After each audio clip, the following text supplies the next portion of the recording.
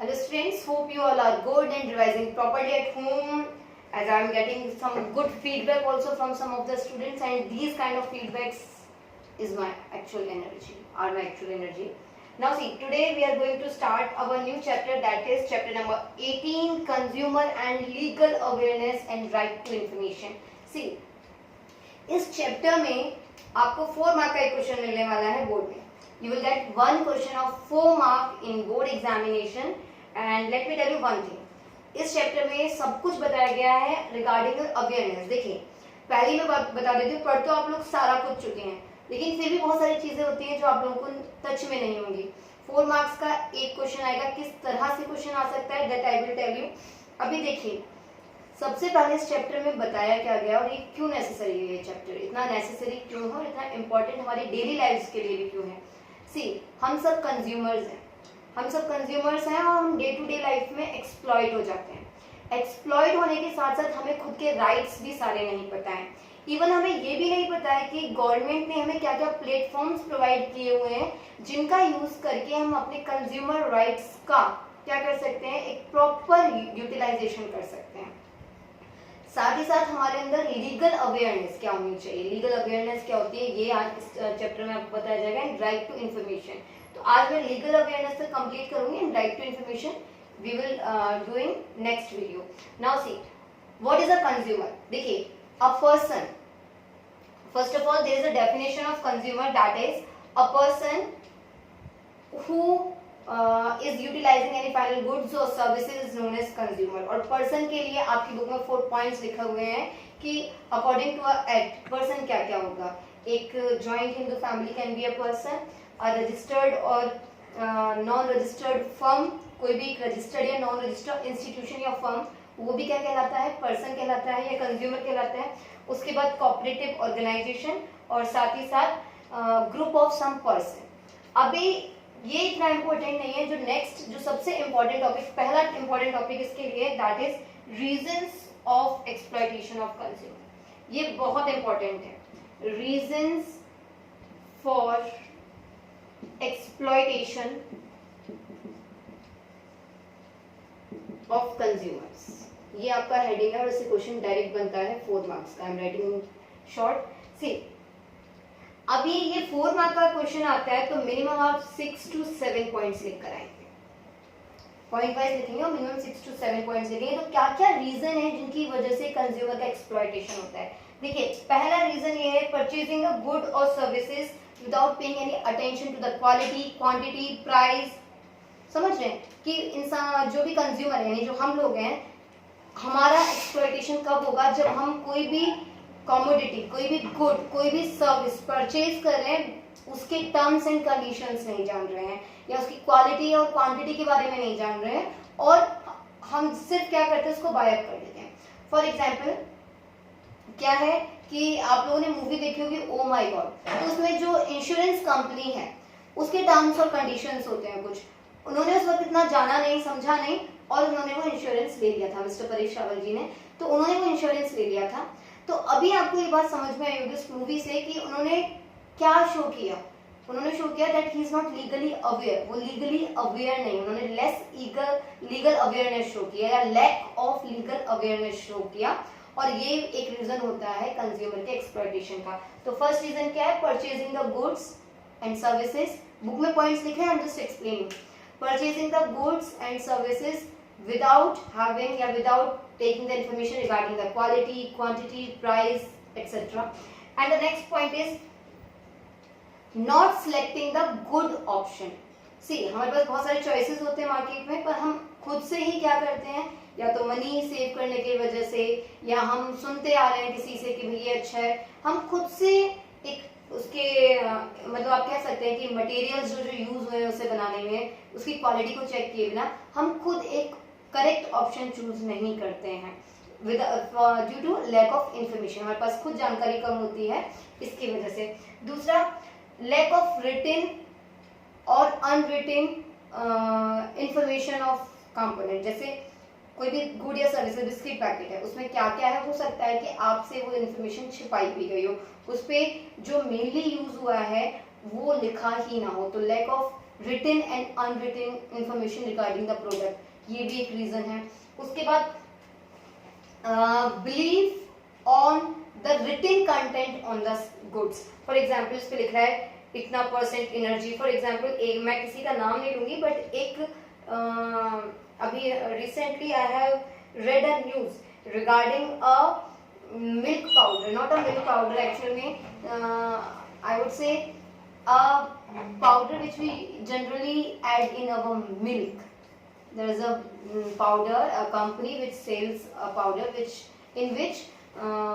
we add in our milk, हम दूध में मिला के पीते हैं, उस कंपनी का नाम I will not take out, but yeah, उसके लिए एक इन्फॉर्मेशन आई थी अभी, और एक न्यूज आया था कि उसमें वीट नहीं है बिल्कुल भी, और जबकि वो कहते हैं कि गेहूं है उसमें, और जब उसके लिए चेकआउट किया गया तो there was not a single percent of wheat present over there, wheat था ही नहीं। तो हम लोग क्या मान लेते हैं कि इसमें गेहूं है, इसमें चना है, इसमें दाल है, और उस चीज पे क्या कर लेते हैं, बिलीव कर लेते हैं रिटन कंपोनेंट पे। तो ये क्या है, this is the one of the reason for the exploitation of consumer. इसकी वजह से भी कंज्यूमर क्या हो जाता है, एक्सप्लॉयट हो जाता है।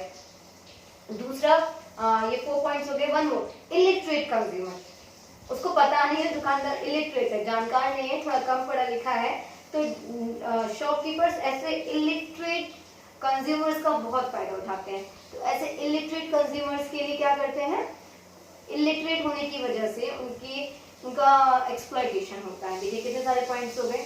उसके बाद नेक्स्ट पॉइंट आता है आपका नॉट रिसीविंग द रिसिप्ट। हम क्या करते हैं, कभी कभी फॉर एग्जांपल जनरली जिनका बिल बना के वो देते हैं वो तो हम ले लेते हैं, कभी कभी क्या होता है टैक्स बचाने के चक्कर में दुकानदार आपसे कहता है अरे भाई साहब बिल का क्या करोगे, मैं आपको 500 रुपए और कम करके दे रहा हूँ ना, ताकि उसका टैक्स बचता है। आप लोग को नहीं पता होता है। सी अगर वो 10 नंबर देगा, अपना जो 10 नंबर की रिसिप्ट देगा वो आपको, तो उसको टैक्स फिल करना पड़ेगा कि भाई इसकी इतने की सेल हुई है।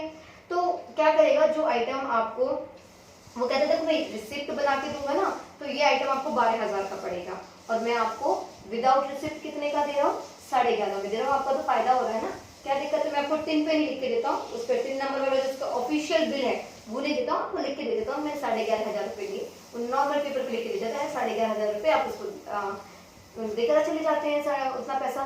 तो एक्चुअल में ये क्या होता है, आप लीगली अवेयर ही नहीं है, या तो आपने उसका टैक्स बचाया है, आपने उसकी सेविंग्स कराई है अगर आपने बिल नहीं लिया, और अगर इन फ्यूचर आपके उस प्रोडक्ट में कोई प्रॉब्लम होता है तो आप क्लेम कैसे करेंगे, आपके पास तो बिल ही नहीं है उस प्रोडक्ट का। इवन आप फंस जाएंगे कि इसका मतलब आपके पास बिल नहीं है, और बिल नहीं है दैट मीन आपने वो कहीं से चोरी भी किया हो सकता है। समझ रहे हो बात को। इसका मतलब आपके पास परमानेंट बिल जो एक बोला जाता है टिन बिल, या फिर जो हिंदी बोला जाता है पक्का बिल, वो नहीं है आपके पास। तो इस तरह की रिसिप्ट एक्सेप्ट ना करना। 500 रुपए के चक्कर में आपने क्या किया, अपना नुकसान कर लिया। तो ये रीजन है, it is one more reason behind the exploitation of consumer. And lack of complaints, मतलब वॉशिंग मशीन खरीदा था, 3 ईयर वारंटी था, और 1 साल के बाद ही उसमें प्रॉब्लम्स आने लगे, किसी से शिकायत नहीं कर रहे हैं, या कर भी रहे हैं तो 1-2 बार कॉल करके देखा, किसी ने रिसीव नहीं किया, किसी ने कोई एक्शन नहीं लिया, कोई नहीं सुनता। लाइक हम लोग ऐसे कर देते हैं फैमिली में, कोई सुनता नहीं, क्या करे, अपने अकॉर्डिंग पैसा लगा दिया, सही होना था तो सही करा लिया, नहीं हुआ तो नया खरीद लिया। That is the point, it is the reason for exploitation. आपके पास उसका 3 ईयर वारंटी है, आपको अनपेड सर्विसेज मिलेंगे, अनपेड सर्विसेज आपके घर आकर वो उसको सही करके जाएंगे अगर, तो वो उन सर्विसेज को आप लीजिए, क्योंकि उसके लिए कंपनी तो पे कर रही है, और कंपनी तक इन्फॉर्मेशन ही नहीं है। बीच में ही लोग जो है उसको क्या कर देते हैं, मूव ऑन करता है कि उनको आना ना पड़े घर में आपके सर्विसेज देने के लिए। तो अपने लीगल राइट्स जानिए। तो these are the reason for exploitation of consumer. उसके बाद आता है types of consumer exploitation. Next heading है टाइप्स ऑफ कंज्यूमर एक्सप्लॉयटेशन। क्या क्या टाइप्स हैं कंज्यूमर एक्सप्लॉयटेशन के, so let me tell you क्या क्या टाइप्स हैं। एक तो होता है गुड्स और आइटम्स, ये, और एक होता है सर्विसेज। ये मेन सब हेडिंग्स हैं, ये मेन सब हेडिंग्स हैं। गुड्स और आइटम्स, इसमें कैसे कंज्यूमर का एक्सप्लॉयटेशन होता है, क्वांटिटी कम दे देना, क्वालिटी चीपर दे देना, या डुप्लीकेट कॉपी दे देना। ये सब क्या है, गुड्स और आइटम्स। इस रिगार्ड में कंज्यूमर का एक्सप्लॉइटेशन है। कैसे, उन्होंने क्या किया हुआ है, कई बार आपने नोटिस किया होगा, जो वेइंग मशीन होती है, वेइंग मशीन में मशीन आजकल तो डिजिटल्स आ गए हैं और उसको भी कंप्यूटराइज आप सेट करा सकते हो, उसको भी आप कंप्यूटराइज सेट करा सकते हो। समटाइम इट हैपेंस कि आपको पता भी नहीं होता है, और जहाँ पे जिस एरिया में आपका वो सामान रखा जाना है उसके ऊपर दे पुट देयर हैंड, या तो अपना हैंड पुट ऑन कर देते हैं, उनके पास एक छोटा सा वेट होता है उसको रख देते हैं। सो फॉर एग्जाम्पल आपने 1 kg डिमांड किया था, उन्होंने 200 ग्राम्स का एक वेट जो था वो उसके ऊपर, जैसे आपने फॉर एग्जाम्पल पॉली में वो सामान दे रहे हैं आपको, पीछे छोटा सा 200 ग्राम का वेट रख दिया, आपको क्या पता चल रहा है, आपको तो उधर डिजिटल मशीन में क्या दिखाई दिया कि 1 kg हो गया, कितना हो गया, 1 kg हो गया, और आप लेकर चले आए। इस तरह से एक्सप्लॉइटेशन होता है। ये तो क्वांटिटी वाइज हुआ। अब क्वालिटी वाइज कैसे होता है, क्वालिटी वाइज ऐसे होता है, आप लोगों को पता भी नहीं है। ऐसे बहुत सारे ब्रांड्स हैं, बहुत फेमस कॉस्मेटिक ब्रांड्स भी हैं, बहुत फेमस, जिनके प्रोडक्ट्स 400, 700, 1100 के कॉस्मेटिक प्रोडक्ट्स इनके आते हैं। Let me take an example of a cream. एक कॉस्मेटिक प्रोडक्ट एक क्रीम है जिसका खुद का जो ओरिजिनल कॉस्ट है वो अप्रॉक्स कुछ 1450 अप्रॉक्स है, और उसका डुप्लीकेट मार्केट में अवेलेबल है और कोई उसको पहचान नहीं पाता, कुछ ही लोग हैं जो उसको पहचान पाते हैं। और सी वो डुप्लीकेट आपको 1450 में मिल रहा है, यू कैन अंडरस्टैंड।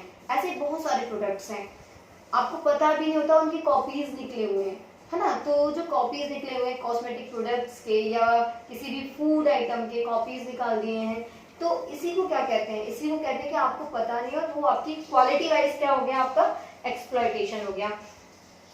उसके बाद होता है इम्प्योरिटीज।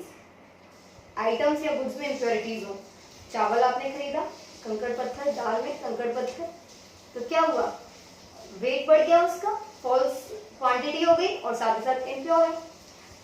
कभी मम्मी मार्केट से या ग्रोसरी शॉप से फादर या मदर आपके सामान लाए और कहते होंगे, आपने नोटिस किया होगा, ये तो एकदम बेकार दे दिया उसने। बेकार क्या दे दिया उसने, इम्प्योर दे दिया। क्या दे दिया, इम्प्योर दे दिया। उसके प्योरिटी पे डाउट है, उसके प्योरिटी पे डाउट है। उसके बाद और भी तरीके होते हैं, लाइक अनसेफ प्रोडक्ट दे दिया आपको, कि उनको पता तो है नहीं, यही जो मैंने कॉस्मेटिक वाला बताया, उन्होंने तो डुप्लीकेट कॉपीज निकाल दिए। किसी की स्किन जो है बहुत सेंसिटिव है, उसको वही सूट करता है और वो क्या है, उसकी स्किन पे अनसेफ हो जाएगी डुप्लीकेट कॉपी। तो इस तरह से भी कंज्यूमर का क्या हो गया, एक्सप्लॉइटेशन हो गया। उसके बाद बात करते हैं टेकिंग एडिशनल प्राइस, कि आप लोगों ने अक्सर नोटिस किया होगा होटल्स में या फिर रेलवे स्टेशन पे, ये अक्सर होता है, जो MRP लिखा हुआ है ना, मैक्सिमम रिटेल प्राइस, MRP, किसी ने ऐसा विरोध नहीं किया है, मुझे तो ऐसा ही लगता है, क्योंकि वो लोग ऐसा कर रहे हैं। जो रेलवे स्टेशन होता है, आप अपने पेरेंट्स से भी पूछेंगे, रेलवे स्टेशन पे अक्सर क्या होता है, वाटर बॉटल या कोल्ड ड्रिंक या सॉफ्ट ड्रिंक के जो बॉटल्स होते हैं, फॉर एग्जाम्पल उसमें 35 रेट लिखा है ना, वो आपसे 45 या 50 चार्ज करेंगे। और एक और बात, आप कहेंगे उनसे कि नहीं MRP पे दीजिए, तो कहेंगे नहीं हम तो नहीं देंगे, हमारा तो यही है, किससे ही पूछ लो। वहां पे सभी लोगों ने वो फिक्स किया हुआ है। MRP पता है क्या होता है, उसका फुल फॉर्म होता है मैक्सिमम रिटेलिंग प्राइस। उससे भी ऊपर आप कैसे ले सकते हो, उससे भी ऊपर कैसे ले सकते हो, मैक्सिमम रिटेलिंग प्राइस से भी ऊपर आप कैसे ले सकते हो, ये हमारा राइट है। हम में से कभी कोई वायलेट नहीं करता है। It happens with me once, I denied to give that extra money. Why should I give the extra money if it is my right? Being an educated, if I am also doing the same, आपको भी मैं सिखा रही हूँ कि अगर आप educated होने के बाद आप भी ऐसा कर रहे हैं, तो इसका मतलब हम गलत कर रहे हैं, उनसे ज्यादा गलत हम कर रहे हैं। वो तो हमें एक्सप्लॉइट करने के लिए बैठे ही हैं, लेकिन हम खुद भी अपना एक्सप्लॉइटेशन करा रहे हैं। तो उस दौरान वहां पर क्या हुआ, it happens to me once, कि बच्चे लोग, मैंने उनको बोला कि आप 50 रुपीज एक्स्ट्रा चार्ज करें और मैक्सिमम रिटेल प्राइस 35। जैसे नहीं मैडम इतना ही होता है और इतना ही यहाँ पे। मैंने वहां से नहीं लिया, I tried it on all the shops at that railway station, it was fix, everyone is charging extra money, I didn't take that, I didn't take. अगर हम इस चीज को छोड़ना शुरू कर देंगे, they will stop exploiting us. ठीक है। तो एक ये तरीका होता है एक्स्ट्रा चार्जेस लेना, है ना, ये भी एक तरीका होता है गुड्स और आइटम के केसेस में एक्स्ट्रा चार्जेस लेके आपसे एक्स्ट्रा वसूल के वो क्या करते हैं, कंज्यूमर का एक्सप्लॉयटेशन करते हैं। और इंटेंशनली, एक ये भी कारण होता है इंटेंशनली, कई बार वो आपसे प्रोडक्ट के फॉल्ट छुपाते हैं। कई बार होता है मम्मी लोग कपड़ा खरीद के लाते हैं, साड़ी वगैरह भी खरीद के लाते हैं, अक्सर हो जाता है क्या होता है कि उसमें कोई वो डिफेक्टिव पीस होता है। आपको पता है जो ब्रांड्स होते हैं, जो कंपनीज होते हैं, अगर उनमें एक थ्रेड भी इधर उधर जाता है तो उनके लिए वो रिजेक्टेड पीस होता है और वो आपको नहीं बताएंगे। उसमें साड़ी में थोड़ा बहुत थ्रेड इधर उधर हो गया होगा, वो आपको नहीं बताएंगे और आपसे इन्फॉर्मेशन छिपाएंगे और क्या करेंगे, आपको कहेंगे देखिए तो ब्रांड का जीन्स है, ये ब्रांड का शर्ट है, तो ब्रांड है, ये इस पर्टिकुलर ब्रांड का शर्ट है और उसमें थोड़ा सा सिलाई भी है जो ना स्टिचिंग वगैरह टेढ़ा हो जाएगा, तो ब्रांड ने तो उसे रिजेक्ट कर दिया। लेकिन वो क्या करेंगे, वो उसकी कॉपी हो जाता है और वो कहेंगे कि देखिए ये ओरिजिनल, आप मार्केट उधर जाएंगे शोरूम से लेंगे इस ब्रांड को तो आपको 2500 का शर्ट पड़ेगा, मैं आपको ये शर्ट 2000 में दे रहा हूँ। आप सोचेंगे मैंने 500 रुपये बचा लिए, नहीं, आप ऑलरेडी डिफेक्टेड पीस लेके आ रहे हैं। ये लेकिन कब किया, ये शॉपकीपर ने इंटेंशनली किया। इस तरह से भी क्या होता है, आपका एक्सप्लॉयटेशन होता है। अब आता है सर्विसेज में, आपको क्वालिटी सर्विस में देखिए, जिस सर्विस की आप उम्मीद करें, जिसके लिए आप पे कर रहे हैं, आपको क्वालिटी सर्विस नहीं मिल रही। जैसे कि फॉर एग्जांपल इट हैपेंस कि आप किसी सिनेमा हॉल में आपने टिकट बुक कराया और वो मल्टीप्लेक्स है और आपने मतलब जितना पे किया, फॉर एग्जांपल है कई सारे मल्टीप्लेक्सेस कि एक टिकट 1000 और उससे अबव भी जाता है, एक पर्सन का मूवी टिकट, और जब आप वहां जाके देखकर आते तो आपको लगता है ना तो थिएटर ऐसा था, ना उसका स्क्रीन इतना इंटरेस्टिंग था, या वहाँ का स्टाफ जो था वो सपोर्टिव नहीं था, मतलब क्वालिटी सर्विस नहीं दी आपको। क्या नहीं दी, क्वालिटी सर्विस नहीं दी, आपसे पैसे ज्यादा ले लिए। और मतलब फॉल्टी सर्विसेज या unsafe services the. For example travel and tourist की बात करते हैं, उन्होंने आपसे चार्ज किया कि भैया हम आपका टूर कराएंगे, आपको 4 धाम की यात्रा करानी है, ऐसे ऐसे ले जाएंगे, ऐसे होटल्स में रखेंगे, पर आपसे पैसे तो बहुत सारे लेंगे, लेकिन उसके नाम पर आपको क्या दिया, अनसेफ। रात में गाड़ी ऐसे ही चल रही है, कोई भी ड्राइवर है और ड्रिंक करके ड्राइव कर रहा है, बस जो टूरिस्ट कंपनी का है, कोई सेफ्टी नहीं है, कहीं पे भी गाड़ी रोक देना और स्टे ऐसे अनहाइजीनिक प्लेसेस पे कराना, तो ये सारी चीजें किस में आती हैं, अनसेफ एंड फॉल्टी सर्विसेज में आती हैं। उसके बाद आता है नेक्स्ट जो टॉपिक है इसमें आपका, let me take the duster please, let me take the duster, I am sorry for that.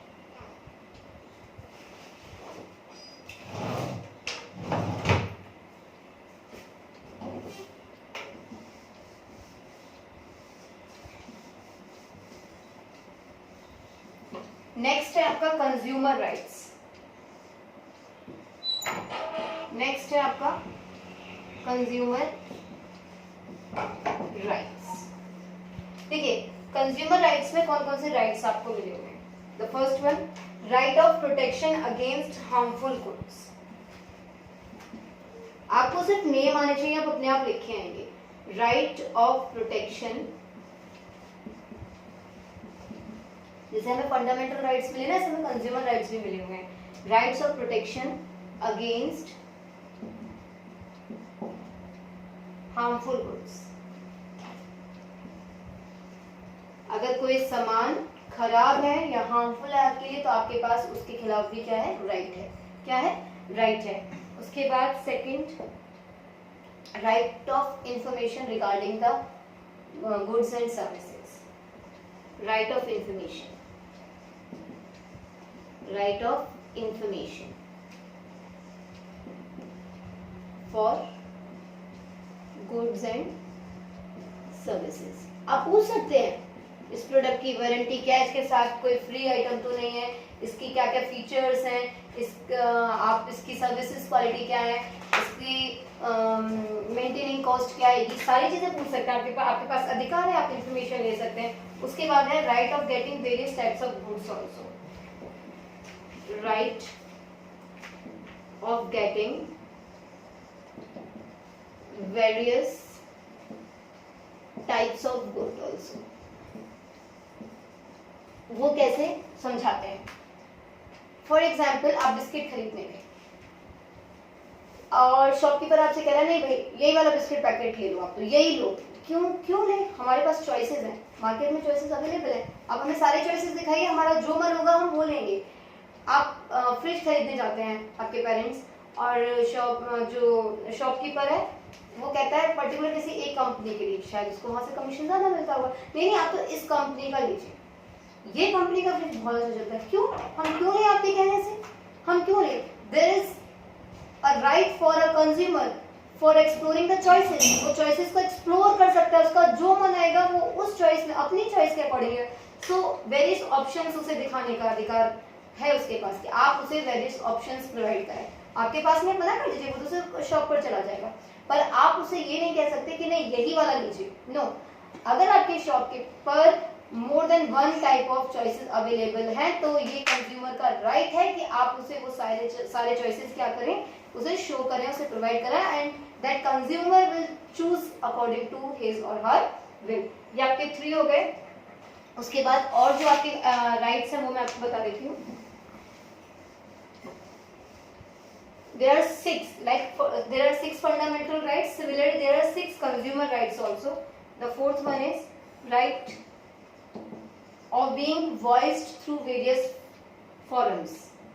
Right to voice through, आप उनकी हेडिंग आनी चाहिए बस, आप लिख अपने आप लेंगे, अगर समझ जाएंगे ना तो खुद से लिख सकेंगे।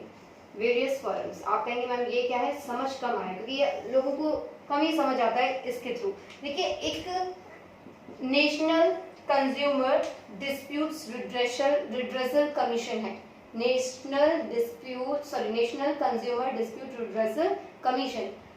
ये एक ऐसी फर्म है, एक ऐसा फोरम है, ऐसा प्लेटफॉर्म है जिसके जरिए आप क्या कर सकते हैं, आप अपने कंज्यूमर राइट्स का यूज कर सकते हैं और आवाज उठा सकते हैं। तो ये वही है कि आप जो डिफरेंट फोरम्स हैं, ऐसे जो प्लेटफॉर्म्स गवर्नमेंट ने प्रोवाइड किए हुए हैं, उन फोरम की हेल्प से आप क्या कर सकते हैं, उन फोरम की हेल्प से आप अपनी आवाज उठा सकते हैं against the exploitation. This is that kind of right given to the consumer. Now, one more right, that is right number 5, that is right of getting remuneration. Right of getting remuneration. बड़ा important अच्छा सा word है vocabulary का। I hope आप लोगों को बताया गया हो, ये बहुत अच्छा है। Against unethical exploitation, against unethical exploitation. बेटा रिम्यूनरेशन जो होता है ना, remuneration this is the process in which you will get your money back. इसमें आपको क्या मिलता है, आपका पैसा वापस मिलता है। अगर आपका अनएथिकली क्या हुआ है, एक्सप्लॉयटेशन हुआ है, तो आप अपना पैसा वापस मांग सकते हैं। ये क्या है, ये आपके कंज्यूमर राइट्स में आता है। आपको क्या मिलेगा, आपके पैसा रिम्यूनरेट होके मिलेगा, रिम्यूनरेशन हो जाएगा, आपका मनी रिम्यूनरेट होगा।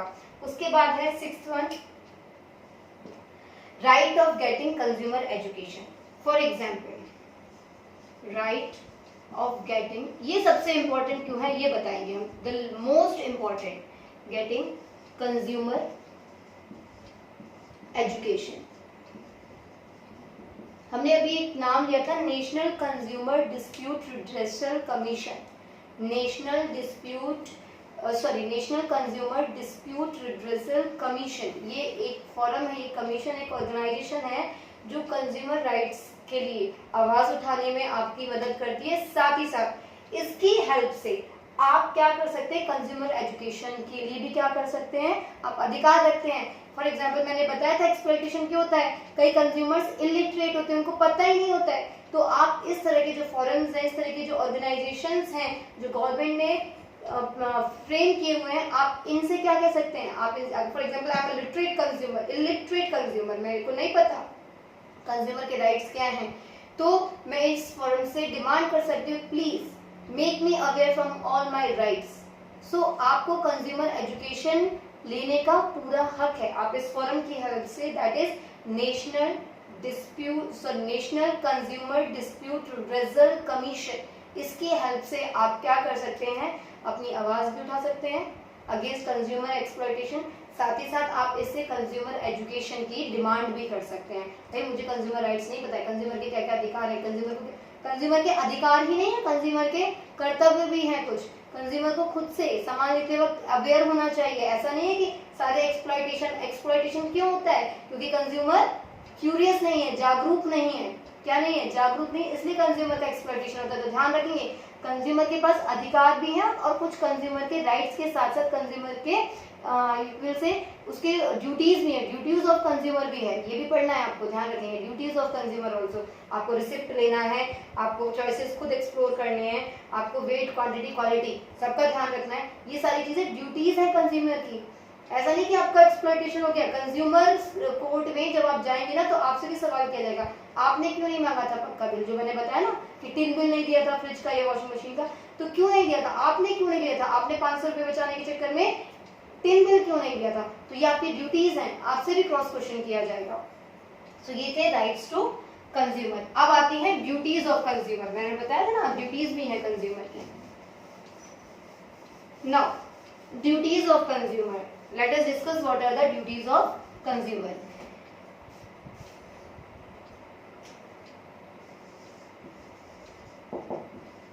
Duties of consumer. Consumer की duties क्या क्या है? Let me explain. Consumer की duties है बेटा, ensure that you have taken all the details. Ensure details, मैं short में लिख देती हूँ, ensure details. Point तो बुक में लिखा है लेकिन मैं समझा देती हूँ। Ensure that the consumer has taken up all the details regarding the goods or services. आपने पूरी डिटेल्स ली है, पूरी जानकारी ली है किसके बारे में? जो भी आइटम, जो भी कॉमोडिटी, जो भी गुड, जो भी सर्विसेज आप परचेज कर रहे हैं। साथ ही साथ उसकी इंफॉर्मेशन कलेक्ट करेंगे। Collect it's information. अच्छा, इंफॉर्मेशन आप किसी भी वे में कलेक्ट कर सकते हैं। आप उसे लिखवा के लिख लीजिए या अनरिटन फॉर्मेट में, रिटन और अनरिटन, किसी भी फॉर्मेट में आप क्या कलेक्ट कर सकते हैं? रिटन या फिर अनरिटन, किसी भी फॉर्मेट में आप क्या, मैंने शॉर्ट लिख देती हूँ मैं जिससे जल्दी हो जाए। रिटन या फिर अनरिटन फॉर्मेट में आप उसकी इंफॉर्मेशन कलेक्ट कर सकते हैं। उसके बाद पे अटेंशन ऑन सिंबल्स। आप उसके ऊपर जो सिंबल्स बने हुए ना उस पर पूरा अटेंशन दीजिए। ISI, AG, मतलब AG होता है ना, ग्रीन कलर का सिंबल होता है, वेजिटेरियन, एगलेस, और इसमें एग है या एगलेस है, ISI, हॉलमार्क, ये जो सिंबल्स बने हुए हैं इन पर प्रॉपर ध्यान दें। इससे आपको पता चलता है क्वालिटी ऑफ प्रोडक्ट, जो उसके ऊपर FSSAI से अप्रूव्ड है या नहीं है। तो ये सारी चीजें क्या है, आप उस सिंबल्स पर प्रॉपर क्या दें, ध्यान दें। उसके अलावा जो पॉइंट है, in case of defect,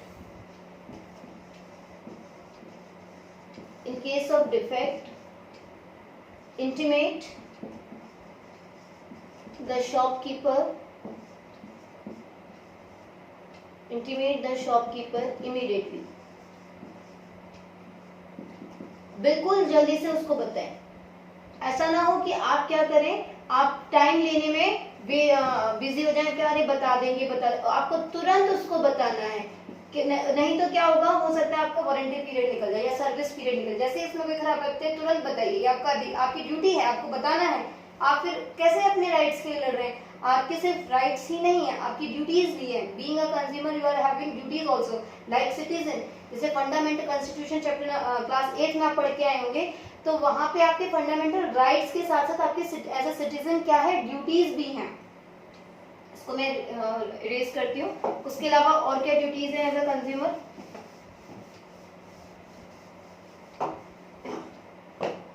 take, जो इंफॉर्मेशन था ना भाई, उसमें आप बिल रिसिप्ट भी लिख सकते हो, बिल रिसिप्ट अलग से बना के लिख दो आप इस चीज को।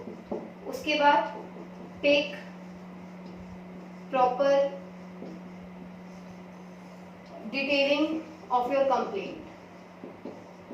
आपने कंप्लेन कर दी ना, उसकी प्रॉपर डिटेलिंग लीजिए, पेपर लीजिए पूरा कि मैंने ये कंप्लेंट की थी, मेरी कंप्लेंट ये थी, मैंने इस डेट को की थी, कहीं ऐसा ना हो डेट्स वगैरह सब चेंज हो जाए, तो आप पूरी डिटेलिंग रखेंगे। ये सारी ड्यूटीज होती हैं किसकी है, कंज्यूमर की। उसके बाद आता है मेजर्स, इसका हाफ ईयरली में क्वेश्चन आया था आई थिंक सो, कि measures of solving consumer complaint. Measures of solving consumer complaints. Consumer की जो शिकायतें हैं वो दूर करने के लिए क्या क्या प्रावधान है। Let me tell you one thing. एक एक्ट आया था, national consumer protection act 1986। National consumer protection act 1986, उसके तहत कंज्यूमर्स को राइट प्रोवाइड किए गए थे at 3 levels, national level, state level and district level. आप लोगों ने सेंट्रल गवर्नमेंट पढ़ा है, बिल्कुल ऐसे ही काम करता है ये भी, ऐसे ही सेंट्रल गवर्नमेंट, स्टेट गवर्नमेंट आप लोग पढ़ के आएंगे। Federalism chapter the Indian constitution class 8, उसमें है federalism, there are more than one level of government, local government, state government and then central government. Similarly national consumer protection act 1986 आया था, उसमें कहा गया था कि कंज्यूमर के जो राइट्स है ना, या कंज्यूमर के लिए जो उसके हक हैं, उन कंज्यूमर राइट्स को प्रोटेक्ट करने का या उनकी कंप्लेंट्स को सॉल्व करने का। उनकी कंप्लेंट्स कैसे सुनी जाएंगी? अभी जुरिडिक्शन में मैंने आपको सेंट्रल गवर्नमेंट में पढ़ाया भी था कि क्या होता है, पहले आप लोकल कोर्ट्स में जाते हैं, फिर आप हाई कोर्ट में जाते हैं, फिर आप कहाँ जाते हैं, सुप्रीम कोर्ट तक अपील कर सकते हैं। सेम इसमें है, कंज्यूमर जुरिडिक्शन नेशनल लेवल पे है, स्टेट लेवल पे है और डिस्ट्रिक्ट लेवल पे है। फिर national consumer protection act 1986 Rajasthan state में किस दिन कब अप्रूव हुआ था? 1987 में। कब अप्रूव हुआ था? 1987 में। तो राजस्थान के लिए कहा जाता है Rajasthan state consumer protection act 1987। ये प्रोटेक्शन एक्ट जो 1986 वाला था, राजस्थान स्टेट में कब अप्रूव हुआ? 1987 में। तो उसको नाम मिला Rajasthan state consumer protection act 1987। और इस एक्ट के तहत स्टेट में कितने लेवल पे कंज्यूमर प्रोटेक्शन होगा? स्टेट लेवल पे एंड डिस्ट्रिक्ट लेवल पे। कितने लेवल पे होगा? स्टेट लेवल पे एंड डिस्ट्रिक्ट लेवल पे। अब देखिए, स्टेट लेवल में अकॉर्डिंग टू दिस एक्ट, इस एक्ट के रूल नंबर 7 के अकॉर्डिंग काम होगा, रूल नंबर 7 के। और डिस्ट्रिक्ट लेवल में कैसे होगा? रूल नंबर 4 के अकॉर्डिंग। समझिए, ये जो एक्ट आया था 1987, इसके तहत स्टेट लेवल पे अगर कोई काम होगा तो रूल नंबर 7 के अकॉर्डिंग होगा, डिस्ट्रिक्ट लेवल पे होगा तो रूल नंबर 4 के अकॉर्डिंग होगा। इस रूल नंबर 7 के अकॉर्डिंग क्या होगा कि जो हेडक्वार्टर्स होंगे, मतलब कि कंज्यूमर कोर्ट का जो हेडक्वार्टर होगा किसी स्टेट में, वो कहाँ होगा? In the capital of that state. Same like state government का हेडक्वार्टर्स कहाँ होंगे? उसकी जुरिडिक्शन के कहाँ होंगे? In the capital of the state. कहाँ होते हैं? जयपुर में है ना high court. Similarly consumer court का स्टेट लेवल का जो हेडक्वार्टर होगा, स्टेट लेवल का, वो कहाँ होगा? In the capital of state. और नेशनल लेवल का होगा तो कहाँ होगा? In the capital of country.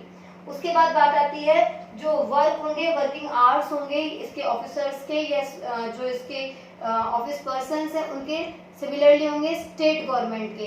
इनके रूल्स, इनके जो वर्क है कौन डिसाइड करेगा? स्टेट गवर्नमेंट डिसाइड करेगा। सेम डिस्ट्रिक्ट लेवल के लिए आता है कि डिस्ट्रिक्ट लेवल के लिए जो हेडक्वार्टर होगा कोर्ट का, मतलब डिस्ट्रिक्ट कोर्ट होगा तो वो कहाँ होगा? डिस्ट्रिक्ट में होगा, इन डिस्ट्रिक्ट। और उसके अलावा इसके वर्किंग आवर्स भी कैसे होंगे? स्टेट गवर्नमेंट के अकॉर्डिंग होंगे, वो इसे डिसाइड करेंगे। ध्यान रखेंगे, स्टेट लेवल पे यानी कि स्टेट कंज्यूमर कोर्ट जो है वो rule number 7 of this act है, और डिस्ट्रिक्ट लेवल कोर्ट जो है, district level consumer court, rule number 4 according to rule number 4 of this act है। उसके बाद बात आती है कि एक लास्ट टॉपिक और आज का हम कवर करते हैं, और उसके बाद हमारा रह जाएगा लीगल अवेयरनेस, जो हम कल पढ़ते हैं, एंड राइट टू इंफॉर्मेशन, ये हम कल पढ़ते हैं। आज इसमें इसको कंप्लीट करते हैं। नेक्स्ट हेडिंग में देख लेती हूँ, बस आपका है provisions of consumer disputes redressal. Provision for provision of consumer dispute and dispute redressal।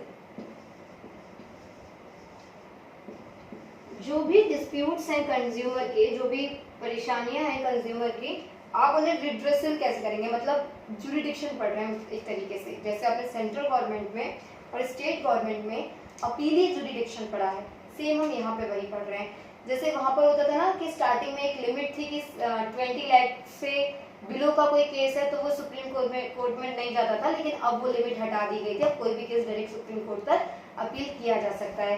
तो सेम इसमें बात आती है, इसमें भी मनी अमाउंट आता है कि देखिए कंज्यूमर की बात आती है तो देखिए कंज्यूमर का एक्सप्लॉइटेशन हुआ in the terms of monetary, in the terms of money.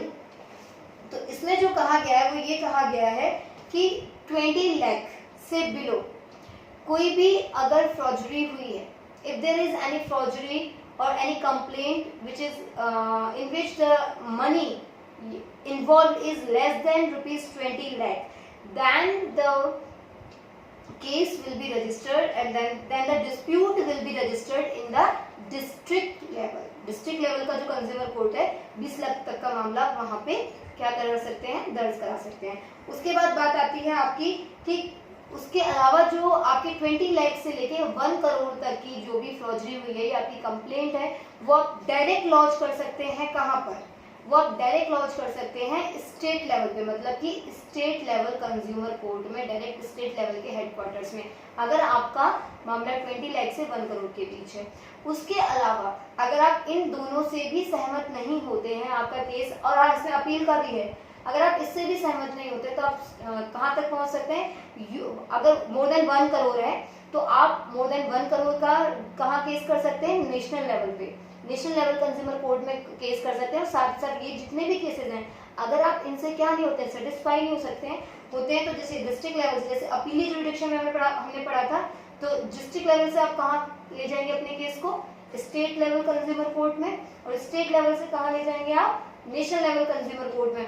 और यहाँ पे एक और प्लस पॉइंट है, एक और प्लस पॉइंट क्या है, जैसे आप सुप्रीम कोर्ट तक पहुंच जाते हैं, वही उसका फाइनल डिसीजन होते हैं, उनका सुप्रीम कोर्ट का फाइनल डिसीजन होते हैं।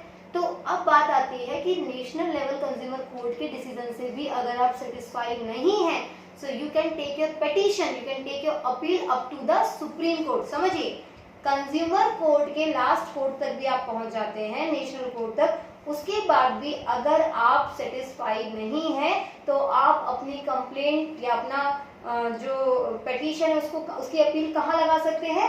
वो लगा सकते हैं आप सुप्रीम कोर्ट में। और आपको पता है कि supreme court is a court of record, है ना, और उनका ही डिसीजन क्या होता है? हमेशा फाइनल डिसीजन होता है। No one can put on question mark on their decision. So यहाँ तक हमने पढ़ा था कंज्यूमर राइट्स और कंज्यूमर ड्यूटीज, कंज्यूमर एक्सप्लॉयटेशन। कल हम पढ़ेंगे लीगल अवेयरनेस क्या होती है और आपको नोट्स इसके कल ही मिल जाएंगे। Thank you and keep studying.